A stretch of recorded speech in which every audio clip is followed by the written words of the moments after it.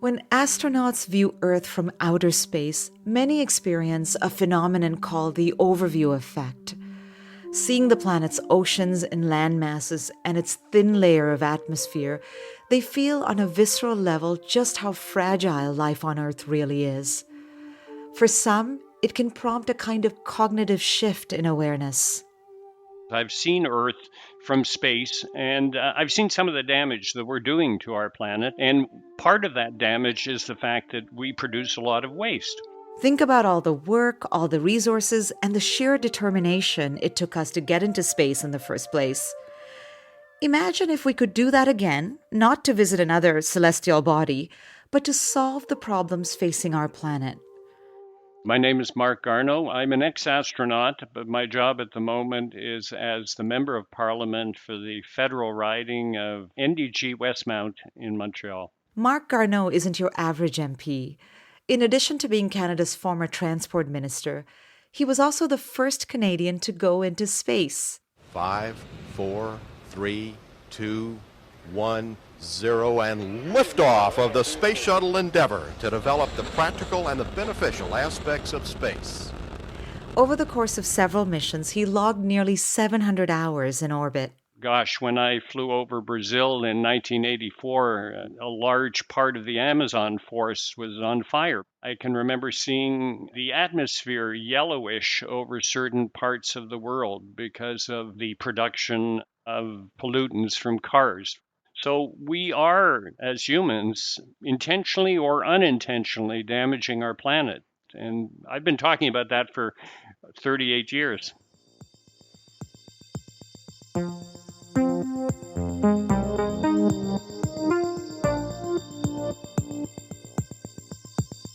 This is Sulfur X, Innovations to Save the Planet, a series where we explore the latest ideas in tech and science that could help us tackle climate change. I'm Manjula Salvaraja. Today, we're venturing up into space to gain a better perspective on one of the biggest issues facing this planet, the incredible amount of waste we produce.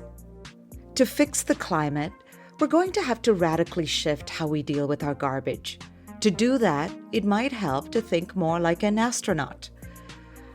Now on Earth, we are, for the most part, surrounded by abundance. We have enough air to breathe, water to drink, even enough room for our trash. But in outer space, it's a different story. To sustain life on the space station, there are some ingenious technological systems at play. So there's all sorts of recycling that is done. And when we talk about urine, for example, and recycling that, I know that for some people the idea just sounds pretty icky. The joke being that the coffee I drink today will be somebody else's coffee tomorrow. People think that's a little bit funny and perhaps, no, I don't want to go there. But if you have to, you begin to realize that this is a practical way of, on a space station for sure, to recycle a very precious commodity called water.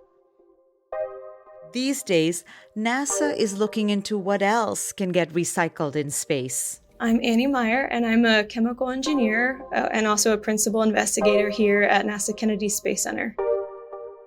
To help astronauts conserve resources, Annie works on how we can transform trash into gas. So you have things like baby wipes or washcloths, spent toothbrushes. We also have food packaging. Annie and her team developed a small cube-shaped reactor called Oscar. It heats the trash, breaking it down to its elemental components, hydrogen, oxygen, and carbon. And then it rearranges those elements to make water and synthetic fuel. Overall, the goal would be less than a kilowatt of power to process a crew of 4's daily trash production. And a crew of 4 on a 1-year mission would produce about 2,000 kilograms of logistical trash. So far, they've tested Oscar in microgravity test flights, and they're working on one day bringing it to space.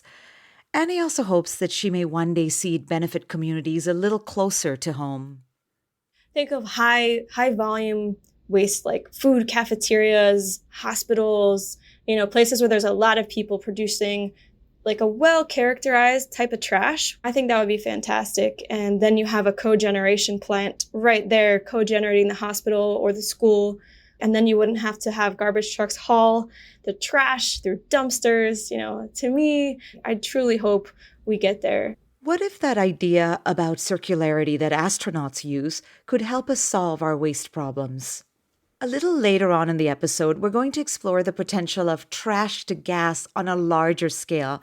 But first, we need to understand the sheer enormity of our waste problem. In Canada, 58% of the food we produce is wasted. Every year, that adds up to more than 35 million tons of trash. That's a lot of energy spent growing, processing, packaging, and delivering food that ultimately goes uneaten. And all that waste creates a lot of greenhouse gases. To find out more, I reached out to food systems expert Tamara Soma. The fact of the matter is that in Canada, a lot of municipalities don't have composting infrastructure yet. So what we have an issue where people mix food waste with every other waste, plastic and you name it, and it goes to a landfill where it basically decomposes and generates a greenhouse gas, methane. Tamara is an assistant professor with the School of Resource and Environmental Management at Simon Fraser University and the director of the Food Systems Lab.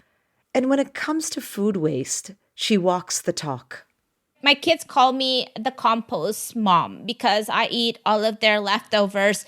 My daughter told me, Mama, that actually fell on the school floor. And I said, oh my God, you tell me now. So I'm like, that is my limit. I'm no longer doing that. Or at least I will ask next time before I eat the food. As a researcher, Tamara looks at how we can build circularity into our food systems to help reduce food waste. Studies have shown that a shorter food supply chain can reduce food waste. And that's because the longer the food supply chain is, the more that food can be wasted all along the way, right? From the point of harvest to having to be trucked and then going into maybe a boat or an airplane and then having to be going on a truck again. And then, by the time it actually gets to the final destination and then it gets consumed, sometimes the food might not even be fresh anymore. A lot of food waste, more than half of it, according to a study from Second Harvest, happens before it ever reaches our plates. We don't even see it. I was curious how that changes our perception of the problem. I put that question to Tamara. Unless you work with food or waste management, it's pretty easy to be separated from what happens when you put your garbage out. For most people, it's at the end of the curb or it's down a chute somewhere in a building and I'm done. How does separation or distance contribute to the waste that we see? We rely on a very globally distanced food supply chain. But the point of the matter being is that distance matters because, when we are distanced, it makes us detach, right? So when we're eating food, we're not thinking about the whole system. We're not thinking about the farmers. We're not thinking about the migrant farm workers. We're not thinking about the fact that, hey, this food can actually go back to nourish the soil. We're not thinking about that. Greenhouse gas basically is invisible to the eye. So for the most part, no one is going to see that, okay, if I actually produce a lot of food waste, that's going to create methane and that's going to contribute to global warming. No one can really see that with their eyes. And so, that whole distancing piece really matters. As Tamara says, we're increasingly distanced from the waste we produce and also the impact it creates when it comes to methane. Even though methane is shorter lived than carbon dioxide, as a gas, it's 30 times more potent. According to a UN report last year, cutting methane emissions will play a critical role in tackling the climate crisis. One of the efforts underway to reduce these emissions involves transforming organic waste into other useful resources. I wanted to see firsthand how it all works. Okay, perfect. Can you just let Brandon know when you're done then? Absolutely. Thank you. Just do a quick safety moment.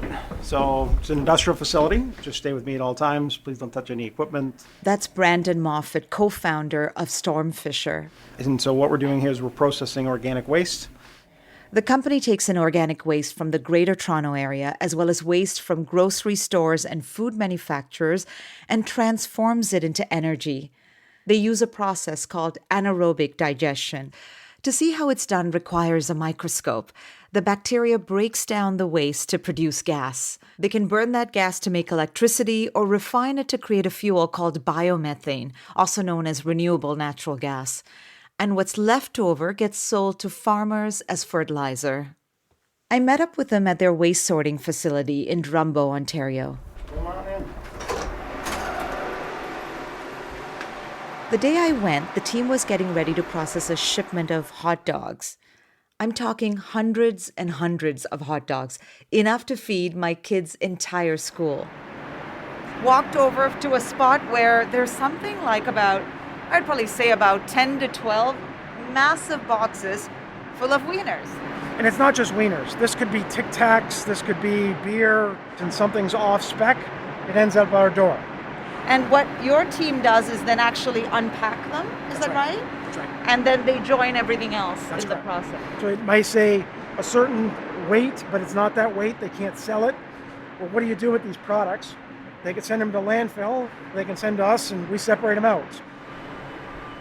Brandon explained that when someone wants to offload their trash, he has to ask a lot of questions. Because when Brandon agrees to take a shipment, it's a commitment to prevent methane emissions from going into the atmosphere. But I have to say, it's overwhelming when you see a facility like that for the first time, to see so much good food wasted. I asked Brandon how it affects him. Well, let me ask you this. Because I know that you care. I mean, you come from a farming background too, and you care about the issue of the environment, right?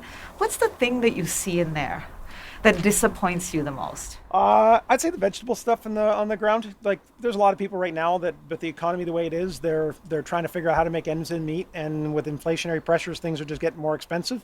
And you see stuff like that on the floor that's pretty frustrating, because you're like, there are people there that really could use that. And so it's not to say that we're like, oh, send it to us. I'm like, no, we actually work with a lot of the organizations that want to upcycle these materials. It's just sometimes the supply chain isn't as efficient as it should be. And so there creates waste and excess, and I'm better off handling it here than it ending up in other spots. But that's probably one of the things that can be challenging and frustrating.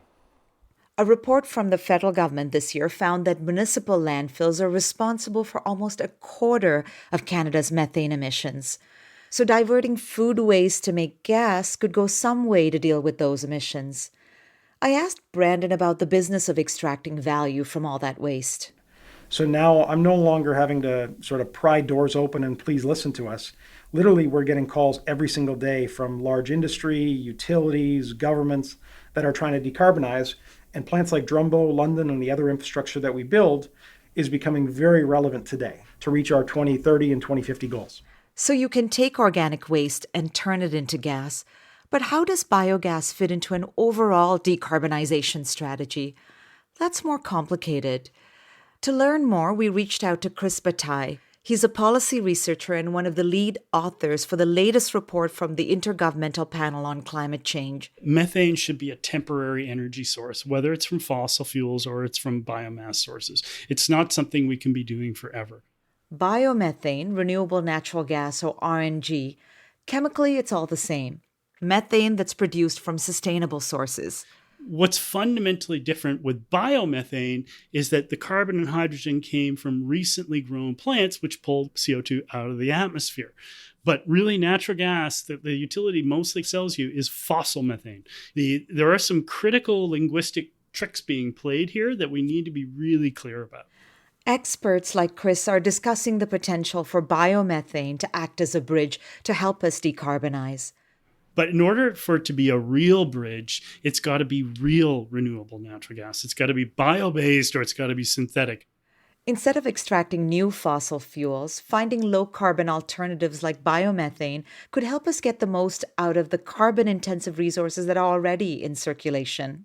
Now, what you're talking about with biogas, biomethane, and these sort of renewable type liquid fuels is what we're doing is we're introducing an element of circularity to the carbon to the atmosphere. And instead of adding carbon to the atmosphere as we were doing before, you've got a circle going on. And that's what allows us to use things like biogas, biomethane, wood as relatively carbon neutral energy sources.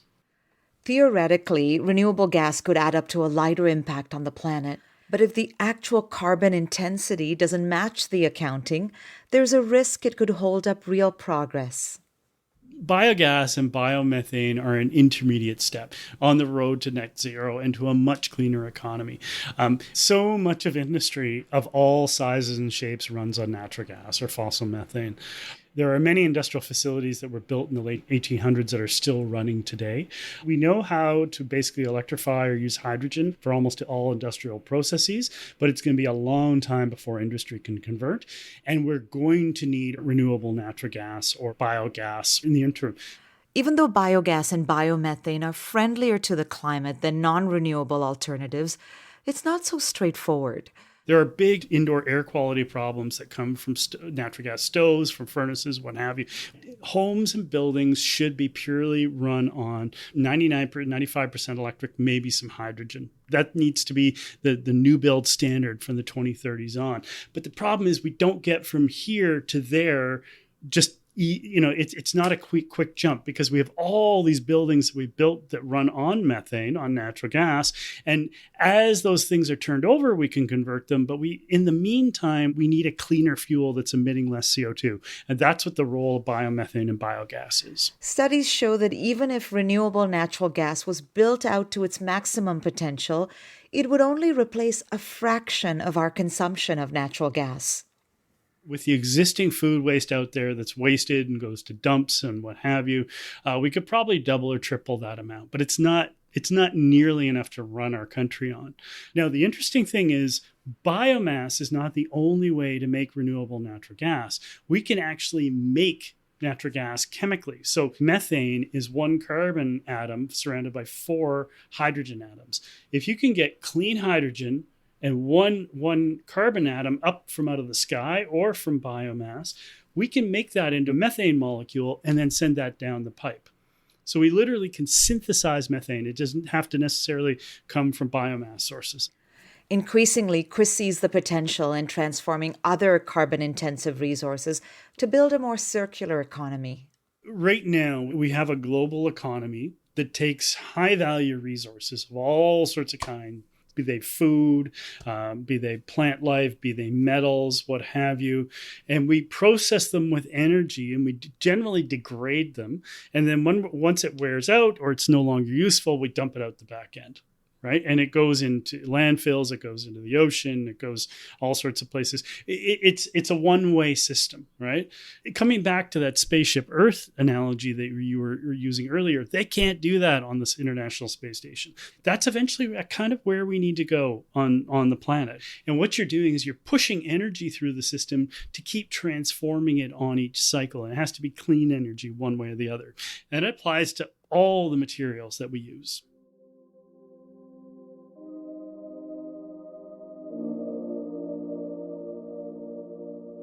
Getting society to an efficient closed-loop system like what's on the International Space Station seems particularly daunting when you consider how large and complicated our food system is. Back to my conversation with food system expert Tamara Soma. There's such a strong emphasis on solutions downstream to recover, to redistribute, to transform. And, these solutions all have a place. And I think many of them are very good. But we're not putting in the same energy into actually valuing the food to begin with. How did we get to that point that we are so picky about what we eat and that it looks a particular way? Right. That's a very good question. And actually, it didn't start with just individuals being picky. That is an issue that is dominant and prevalent with modern supermarkets. They need things to be more standardized. So when you go to the farmer's market, you might be exposed to different types of fruits and vegetables that are not so rigid in their shape and in their sizes. Same when you go to your own garden. When I go to my own garden, my tomatoes might be a bit wonky, but I'm still going to eat it. Relaxing that aesthetic standard could go some way in preventing perfectly good food from becoming waste. But to tackle the root cause of overproduction in the first place, we need a shift in mindset. I think what we need to understand also is that they actually did a test in a campus cafeteria, and they told students that, the food that you're going to eat, whatever is left over will be composted. They actually didn't feel as bad wasting food. And that's called the licensing effect. So the licensing effect is this idea that we might actually feel not bad about wasting food because we know that it will be composted, when actually we shouldn't be wasting food to begin with. So I think anaerobic digestion facilities and companies, they are part of the solution. It can't be a competing solution. It can just be part of the solution. And I guess what you're saying is there's also a sense that if we have these in place, then as a community or as a society, we think, okay, well, it's being taken care of and I can go on wasting. So that's where I think messaging is important, because even educational piece to say, like, these are the things that you should put in the bin and try to actually reduce your edible food, from being wasted to begin with.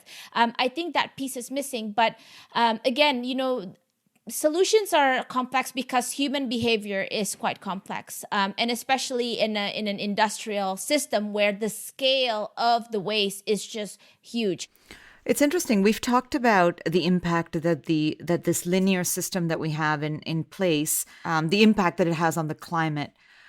Talk to me about the impact that it has on other issues, food security, the sustainability of communities. Like, what are some of the other issues that it impacts? I mean, I can go maybe for like a full week just talking about all of the other issues that it impacts beyond the climate.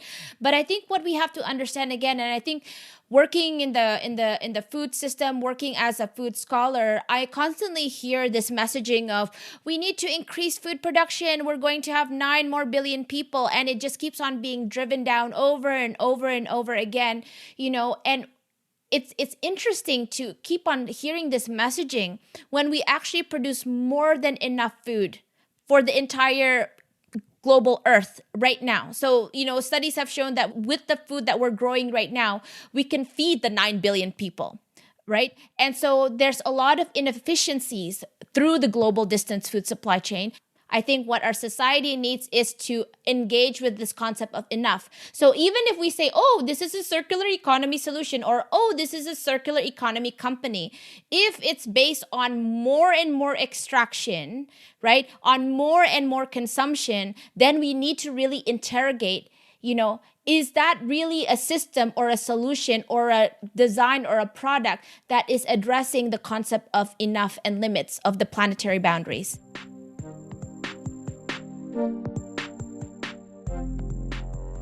Living within our means, scaling back, being comfortable with the concept of enough, recycling what resources we do need. To do all that will require a radical overhaul of the way we live. It's a moonshot initiative, but it's one we need to take. Solve for X is brought to you by Mars. This episode was produced by Ellen Payne-Smith. Gab Harpel is our mix engineer. Lara Torvey and Heather O'Brien are the associate producers. David Pattison provided editing support. Max Swain composed the theme song and all the music in this episode. Catherine Hayward is the executive producer. Special thanks to John Lawrence. This episode features a clip from NASA. I'm your host, Manjula Selvarajah. Watch your feed for new episodes coming soon. The Mission from Mars initiative was created to help scale carbon-reducing innovations by working to remove the barriers to adopting new technology. Mission from Mars thanks its founding partners HSBC, Trottier Family Foundation, RBC Tech for Nature, and Thistledown Foundation. It has also received generous support from Peter Gilligan Foundation, BDC, EDC, and Mitsubishi Corporation Americas. Learn more about the program at missionfrommars.ca.